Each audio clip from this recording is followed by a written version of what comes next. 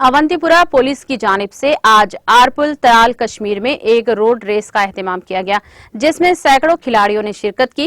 Rally को SDPO तराल ने झंडी दिखाकर रवाना किया। इस मौके पर आकिब मंजूर ने पहली, दानिश दिलशाद ने दूसरी, जबकि बेदार फयाज ने तीसरी पोजीशन हासिल की। जिसके बाद एक इनामी तकरीब मुनाकिद हुई, जिसमें डीएसपी हिलाल खलक बट, आर्मी के सीओ एसएचओ तराल के अलावा लोगों की एक बड़ी तादाद ने शिरकत इख्तियार की। मीडिया से बात करते हुए एसडीपीओ तराल ने बताया कि रैली का मकसद नौजवान नस्ल को मंशियात से दूर रखना है।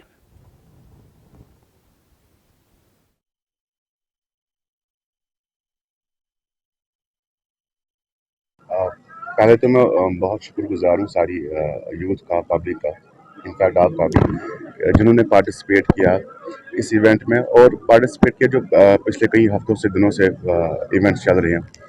तो ये सारे इवेंट्स हम ऑर्गेनाइज कर रहे हैं सिविक एक्शन प्लान के तहत और मकसद व मुद्दा ये प्रोग्राम्स इवेंट्स का यही है कि जो हमारा लोकल यूथ पर्टिकुलरली है इनके लिए एक प्लेटफॉर्म हम प्रोवाइड कर पाएँ, जो भी एक्स्ट्रा करिकुलर एक्टिविटीज़ हैं, स्पोर्ट्स इवेंट्स हैं उनके लिए।